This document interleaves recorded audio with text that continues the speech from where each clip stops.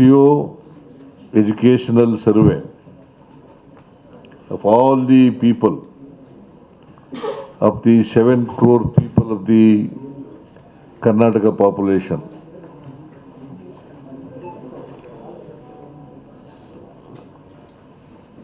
ಅವ್ರದ್ದು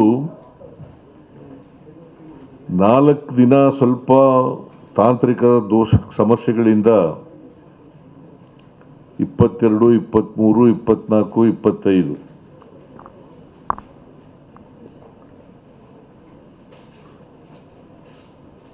ಸರ್ವೆ ಕಾರ್ಯ ಕುಂಠಿತ ಆಗಿತ್ತು.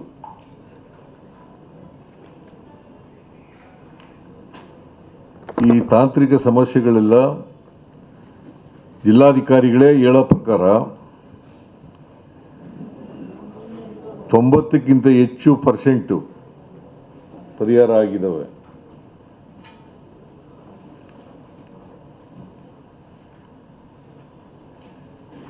ಇನ್ನು ಉಳಿದಿರ್ತಕ್ಕಂಥ ಸಮಸ್ಯೆಗಳು ಕೂಡ ಪರಿಹಾರ ಆಗ್ತವೆ, ಇವತ್ತು ಪರಿಹಾರ ಆಗ್ತವೆ.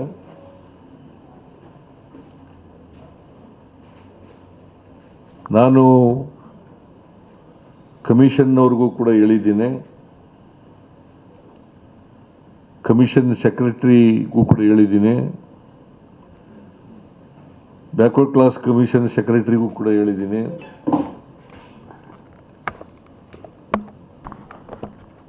ಏನೇನು ತೊಡಕುಗಳಿದ್ದಾವೆ ಆ ತೊಡಕುಗಳನ್ನೆಲ್ಲ ಕೂಡಲೇ ನಿವಾರಣೆ ಮಾಡಬೇಕು.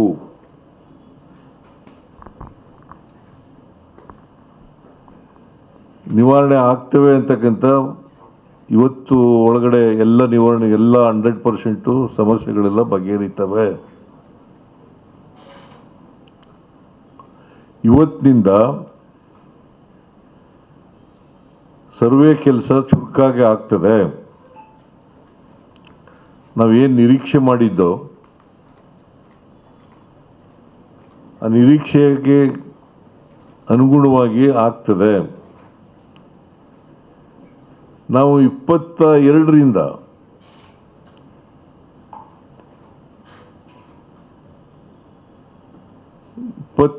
ಸೆಪ್ಟೆಂಬರ್ರಿಂದ October 7ರೊಳಗಡೆ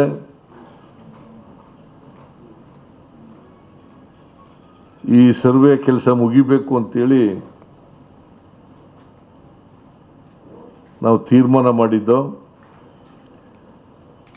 permanent backward class commission ಕೂಡ ತೀರ್ಮಾನ ಮಾಡಿತ್ತು. ಆದರೆ ಈ 4 ದಿನಗಳು ಏನು ಸರಿಯಾದ ರೀತಿಯಲ್ಲಿ ಸರ್ವೆ ನಡೆದಿಲ್ಲ. ಅವುಗಳನ್ನು ಉಳಿದಂಥ ದಿನಗಳಲ್ಲಿ ಕವರ್ ಮಾಡ್ತಕ್ಕಂಥ ಕೆಲಸವನ್ನು ಮಾಡಬೇಕು.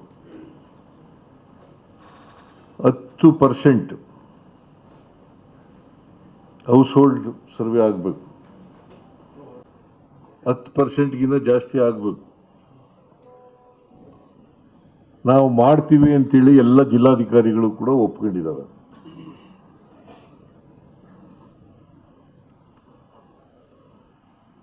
ಟೀಚರ್ಗಳು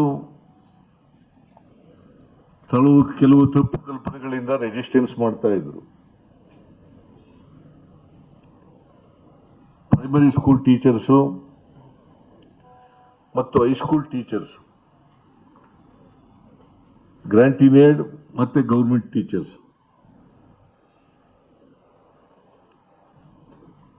ಅವರೆಲ್ಲರೂ ಕೂಡ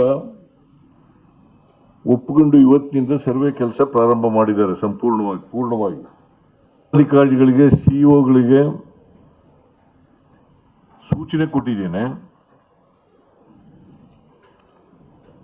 ಇದು ಸರ್ಕಾರದ ಕೆಲಸ. ಸರ್ಕಾರ ಸರ್ವೆ ಮಾಡಿಸ್ತಾ ಇರ್ತಕ್ಕಂಥದ್ದು. ಸೋಷಿಯೋ ಎಜುಕೇಷನಲ್ ಸರ್ವೆ ಮಾಡ್ತಾ ಇರ್ತಕ್ಕಂಥದ್ದು ಸರ್ಕಾರ. ಅದರಿಂದ ಈ ವಿಚಾರವನ್ನ ಬಹಳ ಗಂಭೀರವಾಗಿ ಪರಿಗಣಿಸಬೇಕು ಅಂತಕ್ಕಂಥ ಸೂಚನೆಯನ್ನು ಕೊಟ್ಟಿದ್ದೇನೆ. ಪ್ರತಿದಿನ ಜಿಲ್ಲಾಧಿಕಾರಿಗಳು ಮತ್ತು ಮುಖ್ಯ ಕಾರ್ಯನಿರ್ವಹಣಾಧಿಕಾರಿಗಳು, ಸಿಇಒಗಳು ರಿವ್ಯೂ ಮೀಟಿಂಗನ್ನು ಕಂಡಕ್ಟ್ ಮಾಡಬೇಕು. ಪ್ರತಿದಿನ ರಿವ್ಯೂ ಮೀಟಿಂಗ್ ಕಂಡಕ್ಟ್ ಮಾಡಬೇಕು. ಏನಾದ್ರು ಸಮಸ್ಯೆಗಳಿದ್ರೆ ಕೂಡಲೇ ಅದನ್ನು ಬಗೆಹರಿಸಬೇಕು. ಮತ್ತೆ ನಿಗದಿತ ಸರ್ವೆ ಕೆಲಸವನ್ನ ಮಾಡಿದಾರಾ ಇಲ್ವೋ ಅಂತಕ್ಕಂಥದ್ದನ್ನು ನೋಡ್ತಕ್ಕಂಥ ಕೆಲಸ ಮಾಡಬೇಕು. ಇದನ್ನ ಜಿಲ್ಲಾಧಿಕಾರಿಗಳು, ಸಿಇಒಗಳು ಮಾಡಬೇಕು. ಮತ್ತೆ ರೀಜನಲ್ ಕಮಿಷನರ್ಗಳು, 4 ಡಿವಿಷನ್ನಲ್ಲಿ ಇರ್ತಕ್ಕಂಥ ರೀಜನಲ್ ಕಮಿಷನರ್ಗಳು ಅವರು ಕೂಡ ಮಾಡಬೇಕು. ಮತ್ತೆ ಜಿಲ್ಲೆಗೊಬ್ಬ ಸೆಕ್ರೆಟರಿ ಇರ್ತಾರೆ, ಇನ್ಚಾರ್ಜ್ ಸೆಕ್ರೆಟರಿ ಇರ್ತಾರೆ, ತಾಲೂಕಿಗೊಬ್ಬ ಇನ್ಚಾರ್ಜ್ ಆಫೀಸರ್ ಇರ್ತಾರೆ. ಅವರೆಲ್ಲರೂ ಕೂಡ ಸಂಪೂರ್ಣ ತೊಡಗಿಸ್ಕೋಬೇಕು ಅಂತೇಳಿ ಕಟ್ಟುನಿಟ್ಟಿನ ಸೂಚನೆಯನ್ನು ಕೊಟ್ಟಿದ್ದೇನೆ. ಇಲ್ಲಿವರೆಗೆ 2%, 3%, 4% ಸರ್ವೆ ಆಗಿದೆ. ಕನಿಷ್ಠ 10% ಸರ್ವೆ ಮಾಡಬೇಕು ಅಂತೇಳಿ ಕಟ್ಟುನಿಟ್ಟಿನ ಸೂಚನೆಯನ್ನು ಕೊಡಲಾಗಿದೆ. ಪ್ರತಿದಿನ. ಆಮೇಲೆ ಗೌರವಧನ ಏನು ಕೊಡ್ತೀವಿ, ಅದು ಹಿಂದೆ ನಾಗಮೋಹನ್ ದಾಸ್ ಅವರ ಕಮಿಷನ್ನಲ್ಲಿ ಸರ್ವೆ ಮಾಡಿತ್ತಲ್ಲ ಇಂಟರ್ನಲ್ ರಿಸರ್ವೇಶನ್ ಬಗ್ಗೆ, ಅದ್ರದ್ದೆಲ್ಲ ಸಂಪೂರ್ಣ ಗೌರವಧನವನ್ನು ಬಿಡುಗಡೆ ಮಾಡಿದ್ದೀವಿ. ಯಾರಿಗೂ ಅನುಮಾನ ಇಲ್ಲದ ರೀತಿಯಲ್ಲಿ ಈ ಸರ್ವೆ ಕಾರ್ಯಕ್ಕೂ ಕೂಡ ಗೌರವಧನವನ್ನ ಎನ್ಯುಮರೇಟರ್ಸ್ಗೆ, ಗಣತಿದಾರರಿಗೆ ಕೊಡ್ತೇವೆ, ರಿಲೀಸ್ ಮಾಡಿದ್ದೇವೆ. ಅದರಿಂದ ಯಾರು ಕೂಡ ಇದ್ರ ಬಗ್ಗೆ ಸಂಶಯ ಅಥವಾ ಅನುಮಾನನ ಪಟ್ಟುಕೊಳ್ಬೇಕಾದಂತ ಅಗತ್ಯ ಇಲ್ಲ. ಒಟ್ಟಾರೆಯಾಗಿ ಸುಮಾರು 2 ಕೋಟಿಗಿಂತ ಹೆಚ್ಚು ಹೌಸ್ ಹೋಲ್ಡ್ಗಳಿದ್ದಾವೆ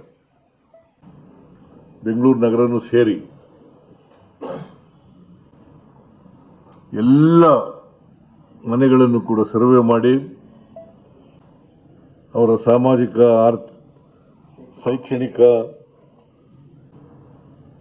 ವಿಚಾರಗಳನ್ನು ತಿಳ್ಕೊಂಡು ನಿಗದಿತ ಅವಧಿನಲ್ಲಿ ಮುಗಿಸಬೇಕು ಅಂತಕ್ಕಂಥ ಸೂಚನೆಯನ್ನು ಕೊಟ್ಟಿದ್ದೇನೆ. ಆಮೇಲೆ ಆನ್ಲೈನ್ನಲ್ಲಿ ಕೂಡ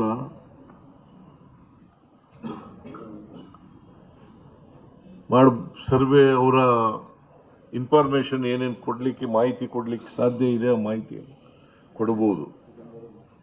ಆಮೇಲೆ ಒಂದು ವೇಳೆ ಮನೆಗಳಿಗೆ ಬೀಗ ಹಾಕಿದ್ರೆ, ಬೀಗ ಹಾಕೊಂಡು ಕೆಲಸದಲ್ಲಿ ಹೋಗಿದ್ರೆ ಅಲ್ಲಿ ಸ್ಟಿಕರ್ನ ಅಂಟಿಸೋದು, ಇಂಥ ದಿನ ಬಂದಿದ್ದೋ, ನೀವು ಇರಲಿಲ್ಲ, ಮತ್ತೆ ಇಂಥ ದಿನ ಬರ್ತೀವಿ, ನೀವು ದಯಮಾಡಿ ಇರಬೇಕು ಅಂತೇಳಿ ಕಾಂಟ್ಯಾಕ್ಟ್ ನಂಬರು ಕೂಡ ಇಟ್ಟಿರ್ತೀವಿ. ಆ ಸ್ಟಿಕ್ಕರ್ನಲ್ಲಿ ಕೂಡ ಕಾಂಟ್ಯಾಕ್ಟ್ ನಂಬರ್ ಕೊಟ್ಟಿರ್ತೀವಿ. ನಿನ್ಗೆ ಅರ್ಥ ಆಯ್ತೇನಪ್ಪ? ನನ್ನೇ ನೋಡ್ತಾ ಇದೆಯಲ್ಲ ನೀನು.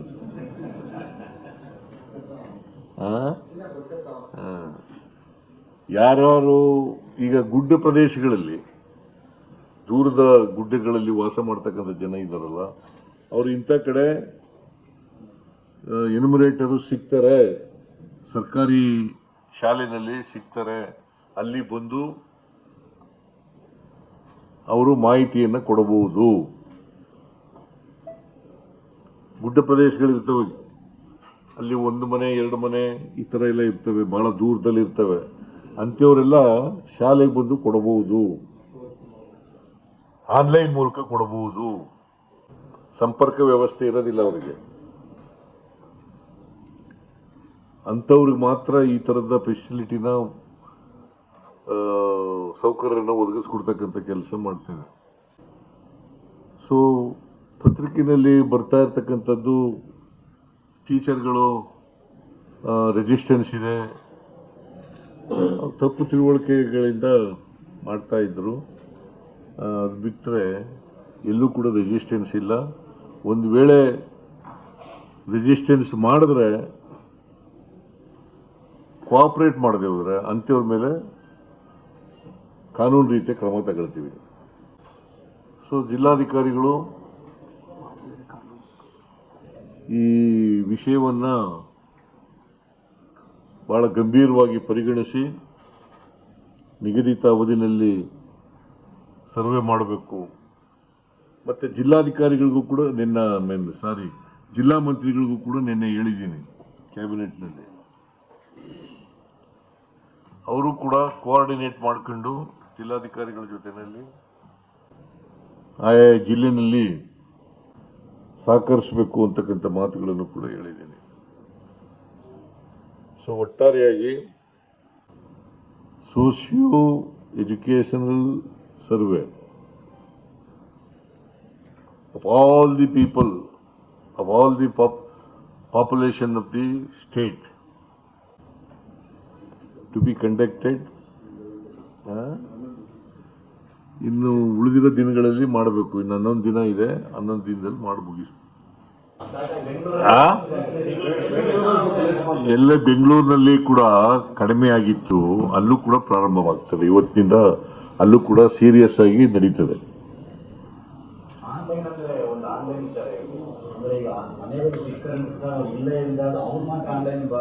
ಅಲ್ಲ, ಅವರಂತಲ್ಲ, ಯಾರು ಬೇಕಾದ್ರೂ ಭಾಗವಹಿಸಬಹುದು ಆನ್ಲೈನ್.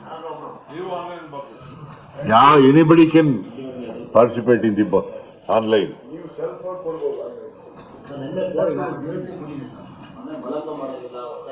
ಹೌದಪ್ಪ, ಅದನ್ನೆಲ್ಲ ಮಾಡ್ತಾರೆ. What ever conditions imposed by the court, honourable court, they will be followed.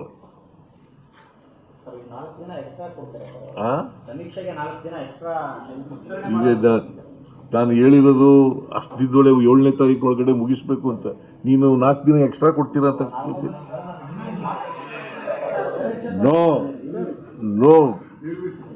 No question of extension.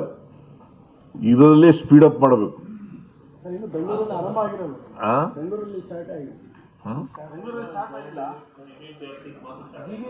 ಎಲ್ಲ ಸ್ಟಾರ್ಟ್ ಆಗಿದೆ, ಎಲ್ಲವೂ ಸ್ಟಾರ್ಟ್ ಆಗಿದೆ. ಇವತ್ತಿನಿಂದ ಎಲ್ಲ ಜಿಲ್ಲೆಗಳಲ್ಲೂ ಕೂಡ ಪ್ರಾರಂಭ ಆಗುತ್ತೆ. ಯಾವ್ಯಾವ ಜಿಲ್ಲೆ ಬೆಂಗಳೂರಿನಲ್ಲಿ ಬಹಳ ಕಡಿಮೆ ಆಗಿತ್ತು ನಿಜ, ಬೆಂಗಳೂರು ನಗರದಲ್ಲಿ. ಇವತ್ತಿನಿಂದ ಅಲ್ಲೂ ಕೂಡ ಪ್ರಾರಂಭ ಆಗುತ್ತೆ. Okay, thank you. ಅದಕ್ಕೂ ಇದಕ್ಕೂ ಏನ್ರಿ ಸಂಬಂಧ? ಅದೇ ಬೇರೆ ದಿನ ಹೇಳೋಣ ನಡಿ. ಯಾವ ಟಿವಿ ಚಾನಲ್ ನೀನು? ಟಿವಿ 9 ನಡಿ ಸರ್. ಅದು ಬೇರೆ ಇದಕ್ಕೂ ಸಂಬಂಧ ಇಲ್ಲ, ನಡಿ ಸರ್. Okay sir, okay. ಇದು ಅದನ್ನು ಬೇರೆ ದಿನ ಹೇಳೋಣ, ನಡಿಯಪ್ಪ.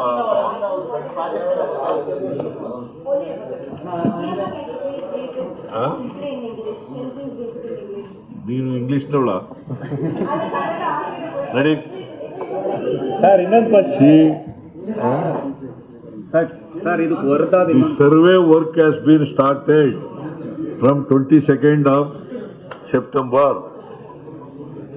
and it will be completed by 7th of October next month.